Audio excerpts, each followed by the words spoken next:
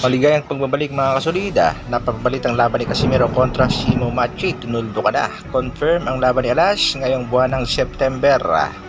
Manny Pacquiao at Floyd Mayweather Jr. Inilaglag ni Mr. Bob Aroma. Yan ang ating mga pag-uusapan. Para sa ating unang balita mga kasolid, nag-iisang 8th Division World Champion, pambansang kamao Manny Pacquiao, inilaglag nga ni Mr. Bob Arum ng top rank promotion. Maging ang mga Hall of Famer na nakatrabaho ni Bob Arum tulad nitong si Muhammad Ali, Floyd Mayweather na isang undefeated bago magretiro, at ito nga si Mike Tyson. Matagal-tagal ding nakatrabaho ni Bob Arum ang mga bokserong nabanggit mga kasolid, pero dito kay Naoya Inoue, Japanese master, sobrang bumilib itong si Bob Arum. Pahayag ni Arum, he is not only pound for pound the best in the world, Inoue is the best fighter I have ever seen no matter the weight category. Boxing promoter Bob Arum has worked with legendary fighters like Muhammad Ali, Mike Tyson, Floyd Mayweather Jr. Pero dito nga kay Naoya Inoue, sobra-sobra ang papuri ni Bob Arum. Bakit ika niya mga kasolid? Dahil dito kay Naoya Inoue, kumita ng malaking salapi itong si Bob Arum. Kayo mga kasolid, naniniwala ba kayong much better boxer itong si Naoya Inoue kung ikukumpara sa ating pambansang kamao na si Manny Pacquiao? Isang komento naman dyan.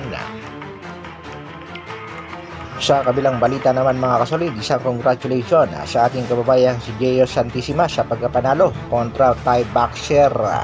4th round, technical knockout. Umakyat na nga katada ni Santissima sa 24 wins, 20 knockouts, merong 7 talo. Target sa kasalukuyan ng kampo ni Santissima na lumaban ang kanilang alaga sa Las Vegas. Mga latest update at kaganapan naman sa ating nag-iisang angas ng Pinas, Cuadro Alas, Janrel Casimero. Good news nga mga kasolid dahil sa inilabas na balita na isa sa malapit sa ating pangbatang si Alas na si Mr. Patsy Cultura. Kumpirmado, mid-September sa Tokyo, Japan, araw ng linggo, Treasure 7, main event, Casimero versus Mexican fighter. At ang source nga daw dyan mga kasolid, ayon kay Mr. Patsy, ay itong Treasure Boxing Promotion. Huwag nga daw maniniwala sa mga bashers ni Alas na gumagawa ng kwento na sa Macau at Hapon ang kalaban. Sa madaling salita, tinuldo ka na nga ang napapabalitang ang makakalaban ng ating pambatang si Alas ay itong Japanese boxer na si Simo Machi. X na nga yan.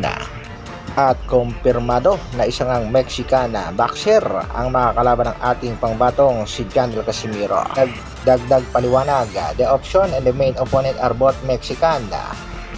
So malaki talaga ang tsansa na itong si David Picasso ang makakalaban ng ating pangbato, at kung sakaling hindi itong si Picasso, isa pa ring Mexicano. Kaya hintay tayo ng update na ilalabas ng Team Casimero at ng Treasure Boxing Promotion. Hanggang dito na lang muna mga kasolid. Maraming salamat sa patuloy na pagsuporta at panonood. Isang like naman dyan, at sa mga bago, pa-share at subscribe na rin. Mabuhay, Dr. Alvin Vlogs. Brrrr.